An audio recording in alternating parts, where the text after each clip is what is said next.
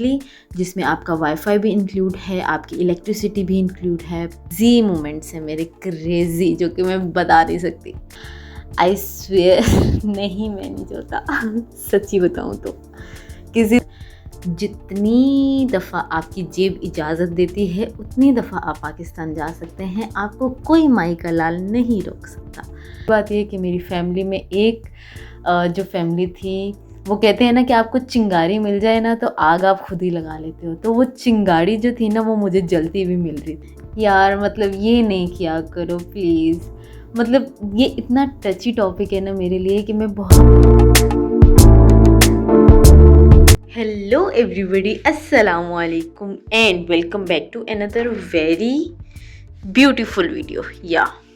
But हम रोज़ सुबह से वीडियो स्टार्ट करते हैं, आज हम रात को वीडियो स्टार्ट करेंगे बिकॉज़ मैं अभी आई हूँ अपने जॉब से एंड यस बारिश हो रही है बाहर, पता है आप लोगों को। खैर व्हाटएवर, अभी हम करेंगे कुछ स्केचिंग, साथ साथ में मैं आपके जो प्यारे प्यारे से सवालात पूछे हैं आपने उनके थोड़े बहुत जवाब देंगे। थोड़े बहुत क्या मतलब, सही जवाब देंगे भाई, इसको हम खुला रहने देते हैं ताकि हम पे नींद का गलबा ना हो सके बाकी मौसम जस्टिस नहीं करता बस मेरा कैमरा ना, बाकी सब कुछ सेट है। खैर लेट्स गो जी। तो प्यारे बच्चों, सवालात आपके मेरे तक पहुंच चुके हैं यूट्यूब के कमेंट सेक्शन से। मैंने कुछ फ्रीक्वेंटली आस्क्ड जो क्वेश्चंस थे वो उठाए हैं। उसके अलावा मैंने इंस्टाग्राम पे स्टोरी लगाई थी कि भाई साहब आप लोगों के जो भी सवाल हैं चुप के मेरी तरफ मारो और मैं उनको फटाक से आंसर करूं। So yes here we go, हमारे पास जो सवालात हैं उनको हम आंसर करते हैं, साथ साथ हम अच्छा सा प्यारा सा स्केच बनाएंगे। So let's enjoy it together. अच्छा जी, पहला हमारे पास सवाल है कि आप पाकिस्तान के कौन से सिटी से हैं। सो पाकिस्तान में मैं लाहौर से हूँ। नेक्स्ट क्वेश्चन है कि जी आप जर्मनी में कौन सी सिटी में रहती हैं। तो जर्मनी में मैं बोखम में रहती हूँ। साथ ही साथ मैं वीडियोस भी पिन करती जाऊँगी इफ़ समवन इज़ इंटरेस्टेड, कि ज़्यादा जानना है उनको registration and all that stuff, so वो वीडियो देख सकते हैं। नेक्स्ट क्वेश्चन है जी कि आप कौन से वीज़ा पे जर्मनी गई हैं। मैं स्टूडेंट वीज़ा पे गई हूँ एंड मेरी मास्टर्स की डिग्री है, और डिग्री से रिलेटेड मेरे पास बहुत सारे क्वेश्चंस थे। So let's address that first. मेरी जो डिग्री है वो बायोकेमिस्ट्री है, सिंगल सब्जेक्ट मास्टर्स की। और इफ़ यू आस्क कि बायोटेक्नोलॉजी आसान है कि बायोकेमिस्ट्री, तो डिपेंड्स ऑन योर इंटरेस्ट।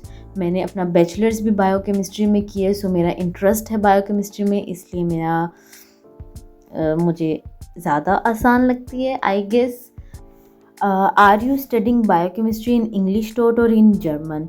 मेरी जो मास्टर्स की डिग्री है वो इंग्लिश टॉट प्रोग्राम है, इसके लिए आपको जर्मन की रिक्वायरमेंट नहीं होती, बट आपको एडमिशन के लिए आइल्स चाहिए होता है इंग्लिश टॉट में। सो मिनिमम आपको जो रिक्वायरमेंट होती है वो 6.5 की होती है, 6.5 बैंड्स एटलीस्ट चाहिए होते हैं। So yes English taught program ही है, और बाकी आपको जर्मन सीखनी तो पड़ेगी यहाँ पे आके इफ़ यू हैव टाइम। तो मेरा ये मशवरा है कि आप अभी से वहाँ से सीखना शुरू कर दो। ऑल्दो ये आपकी डिग्री की रिक्वायरमेंट नहीं है, एडमिशन वैसे भी मिल जाएगा, मगर यहाँ पे आके बहुत ज़्यादा आसानी हो जाएगी। नेक्स्ट है जी कि I want to study biotechnology in Germany for bachelors. तो वो इंग्लिश लैंग्वेज में पॉसिबल होगा? हाँ बिल्कुल पॉसिबल होगा इंग्लिश लैंग्वेज में, बट ऐसा है कि बैचलर्स के लिए आपको हमारे यहाँ तो ये होता है ना कि FSC करके हम यूनिवर्सिटी में एडमिशन ले लेते हैं, बट यहाँ पे बैचलर्स के लिए आपको 13 इयर्स की एजुकेशन चाहिए होगी। 13 इयर्स का मतलब है कि आपको FSC के बाद, क्योंकि FSC अगर आप बायोकेमिस्ट्री करने जा रहे हो तो ऑब्वियसली आपने FSC की होगी, तो FSC की जो एजुकेशन होती है वो 12 साल की होती है, तो आपको 13 साल की चाहिए होती है। इट मीन्स कि आपको यूनिवर्सिटी में एडमिशन करके उसके 2 सेमेस्टर निकालने पड़ते हैं। 6 महीने का एक सेमेस्टर होता है, 2 सेमेस्टर आप करके वहाँ से अपने सर्टिफिकेट लेके उसके बाद 13 ईयर एजुकेशन इनको शो करवा के जर्मन एम्बेसी में अपने डॉक्यूमेंट्स के साथ नोटराइज वगैरह सारे डॉक्यूमेंटेशन की अलग से वीडियो बनी हुई है। इफ़ यू आर इंटरेस्टेड तो ये मैं पिन कर रही हूँ, आप इसको देख लेना। सो यस इसमें मेजर थिंग ये थी कि बैचलर्स के लिए आपको 13 ईयर्स की एजुकेशन चाहिए होती है। लैंग्वेज आप इंग्लिश में अप्लाई कर सकते हो। या नेक्स्ट है जी कि मेरा रूम रेंट क्या है। रूम रेंट जो मैं पे कर रही हूँ, रूम का टूर मैं ऑलरेडी दे चुकी हूँ, तो इसका मैं 350 यूरोज़ पे करती हूँ मंथली, जिसमें आपका वाईफाई भी इंक्लूड है, आपकी इलेक्ट्रिसिटी भी इंक्लूड है, पानी वगैरह भी इंक्लूड है। सो यस, इसमें सिर्फ एक रेडियो फीस होती है, वो आपने अलग से देनी होती है 3 महीने के बाद, जो कि 55 यूरोज़ होती है। और ये मेरा 2 रूम्स अपार्टमेंट है। नेक्स्ट क्वेश्चन है जी हमारे पास, हेल्थ इंश्योरेंस आप लोग जमा कराते हैं, ये बाद में आप लोगों को मिलती हैं दोबारा, या क्या सीन है? हेल्थ इंश्योरेंस दो तरह की होती है, एक होती है पब्लिक और एक होती है प्राइवेट। तो जो पब्लिक यूनिवर्सिटीज़ में होते हैं वो मोस्टली पब्लिक हेल्थ इंश्योरेंस ही लेते हैं, जो कि थोड़ी सी ज़्यादा होती है, लाइक 146 यूरोज़ आपके मंथली जाते हैं आपके अकाउंट से, राइट। और इसमें ये होता है कि आपका जो फिजिशियन होता है, जब भी आप बीमार होते हैं, जब भी कोई मसला होता है, अल्लाह ना करे आपका कोई ऑपरेशन होता है, कोई एक्सीडेंट होता है, व्हाट एवर, तो ये उसमें इंक्लूड होती है। हाँ, मेडिकेशन उसमें इंक्लूड नहीं होती। आपको जब भी मेडिसिन लेनी होगी आपको फार्मेसी पे जाके उसका पे करना होगा, और जो कि बहुत महंगी होती है। सो बीमार होना यहाँ पे अफोर्ड नहीं कर सकते। हेल्थ इंश्योरेंस आप पे करते हैं और ये कंपलसरी होती है, ये हर किसी को देनी ही देनी होती है, लाइक मैंडेटरी है ये। इसमें ऑप्शन नहीं है कि नहीं भाई मैं बीमार नहीं होती तो मैं हेल्थ इंश्योरेंस नहीं लूँगी, ये वाला सीन नहीं है। नेक्स्ट है जी, hello sister, I am also thinking to come to Germany, I need some help regarding universities, would you please help me out? Of course I am here to help you. आप comment section में अपना सीधा question drop कर दिया करो, मेरी पूरी कोशिश होती है कि मैं उसको आंसर करूं। अगर नहीं तो आप इंस्टाग्राम पे मुझे मैसेज छोड़ दिया करो। ऐसा है कि मैं जानबूझ के इग्नोर नहीं करती, बट ऐसा क्वेश्चन होता है तो ऑब्वियसली जितनी देर में मैंने ये कहना है कि yes I am here to help, उतनी देर में मैं आपके एक्चुअल क्वेश्चन का आंसर कर सकती हूँ। सो आप जस्ट अपना ना क्वेश्चन ड्रॉप कर दिया करो। नेक्स्ट है जी कि अस्सलाम वालेकुम, आपकी यूनिवर्सिटी जर्मनी किस सिटी और टाउन में है? सो वालेकुम अस्सलाम पहले तो और मैं रहती बोखम में हूँ और मेरी यूनिवर्सिटी भी बोखम में है। सो जो यूनिवर्सिटी की जो बोखम सिटी की मेन यूनिवर्सिटी है, ऊवर यूनिवर्सिटी, उस यूनिवर्सिटी में। और जो यूनिवर्सिटी का दूसरा कैंपस है वो भी सेम सिटी में है, सेम एरिया में तो नहीं खैर, बट थोड़ा ही फ़र्क होता है। सो ये सिटी जो है वो सेम है। आप कौन सी यूनिवर्सिटी में हैं और कौन सी स्कॉलरशिप पे हैं? यूनिवर्सिटी मैंने बता दी है, स्कॉलरशिप जो है वो डार्ट की स्कॉलरशिप होती है।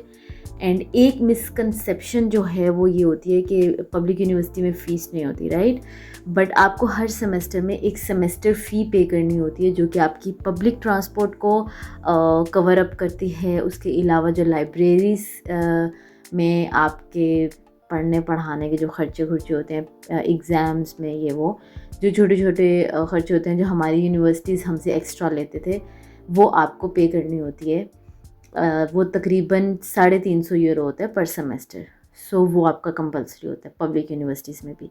बाकी आपकी जो एजुकेशन होती है वो आपकी फ़्री होती है, स्कॉलरशिप में भी। एंड यस, नेक्स्ट हमारे पास क्वेश्चन नहीं है, एक कॉम्प्लीमेंट है। और ये कॉम्प्लीमेंट मुझे क्यों इतना अट्रैक्ट किया, बिकॉज जब आपके कोई जानने वाले लोग आपको कॉम्प्लीमेंट करते हैं ना, तो उसकी फ़ील अलग होती है। जब बिल्कुल एक अननोन पर्सन जो आपको नहीं जानता, आप उसको नहीं जानते, उसकी फील एक अलग होती है।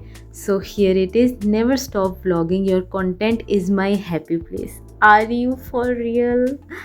The way you capture moments is so cinematic. I feel like I am right there with you. Thank you so very much. This means a lot. Next हम आ जाते हैं जी अपने इंस्टाग्राम के क्वेश्चन पोल पे। ये एक क्यूटी ने मुझे मैसेज किया है, your favourite moment in overall university life BS। By the way big fan ma'am. So best moments तो मेरे बहुत सारे हैं। मेरी जो हॉस्टल में मेरी रूममेट्स थी, लाइक उनके साथ क्रेज़ी मोमेंट्स हैं मेरे, क्रेज़ी, जो कि मैं बता नहीं सकती। सो यूनिवर्सिटी की बात करें तो यूनिवर्सिटी में अगर मैं किसी एक मोमेंट को पिक करूं कि भाई ये दी बेस्ट है, सो वो होगा जब मुझे मेरा फर्स्ट चेक मिला था स्कॉलरशिप का।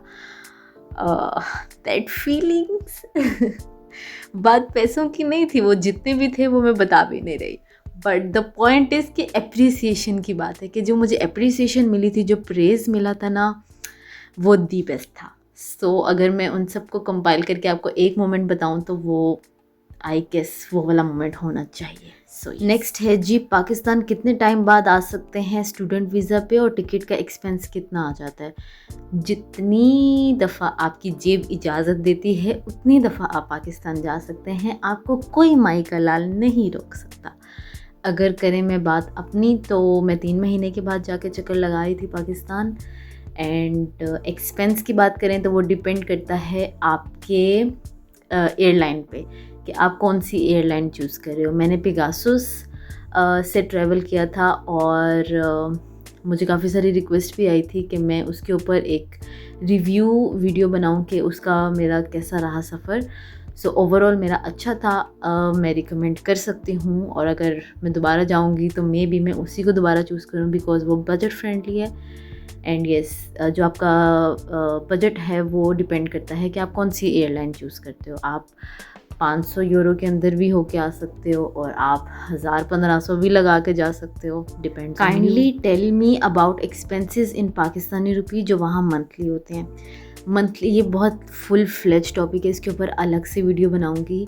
मंथली आपका रेंट जाता है, आपका हेल्थ इंश्योरेंस जाती है, आपका मोबाइल का रिचार्ज कराना होता है, आपने ग्रोसरी, आपका खाना पीना, आपका रेडियो फीस, ये सब मिल मिला के ना आपका 800-900 यूरो कहीं नहीं गया महीने का।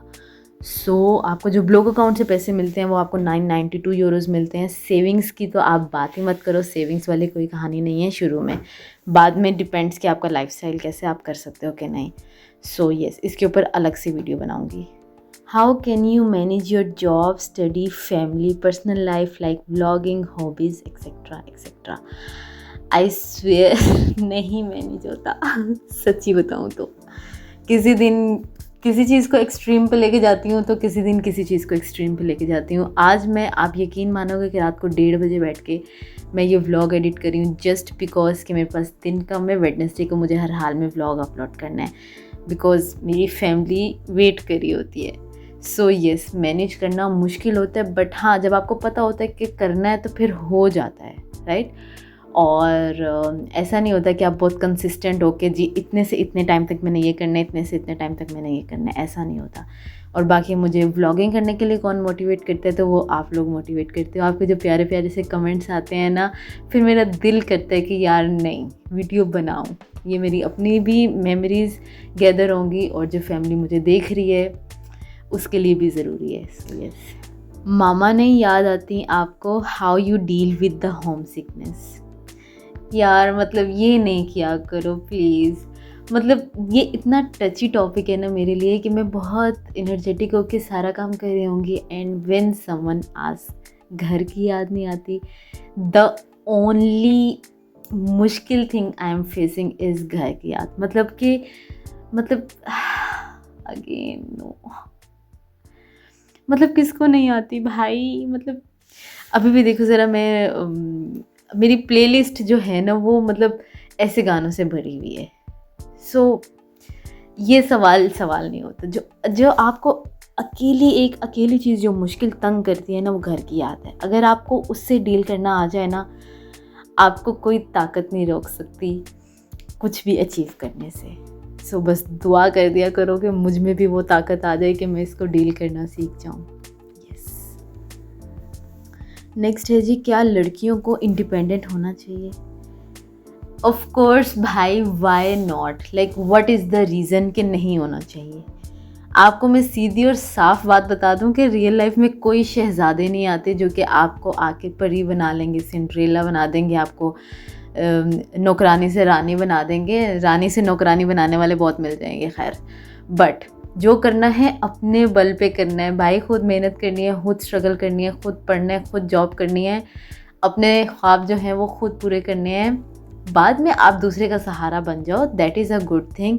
बट ऐसा नहीं है कि अगले के ऊपर भी आप बोझ बन के बैठ जाओ। So independency is a must thing.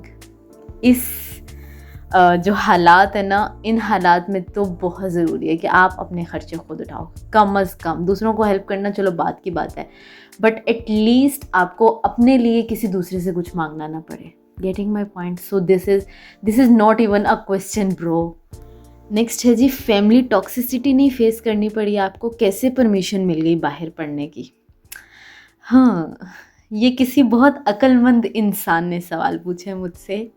But family toxicity उसको नहीं फेस करनी पड़ेगी जो अपनी फैमिली में, जो अपने पूरे ख़ानदान में पहली लड़की हो, जिसके खानदान से कोई लड़का भी यूरोप में नहीं गया हो और उस लड़की ने कह दिया हो कि भाई मैंने बाहर पढ़ने के लिए जाना है, उसको फैमिली टॉक्सिसिटी नहीं फेस करनी पड़ी होगी। But the good thing is कि मेरी किस्मत बहुत अच्छी है, अल्लाह ताला ने मेरा बहुत साथ दिया, कि मेरे बाबा बहुत सपोर्टिव थे, उन्होंने खुद ही सब कुछ डील कर लिया, उन्होंने मेरे तक कोई बात नहीं आने दी। और दूसरी बात ये कि मेरी फैमिली में एक जो फैमिली थी, वो कहते हैं ना कि आपको चिंगारी मिल जाए ना तो आग आप खुद ही लगा लेते हो, तो वो चिंगारी जो थी ना वो मुझे जलती हुई मिल रही थी।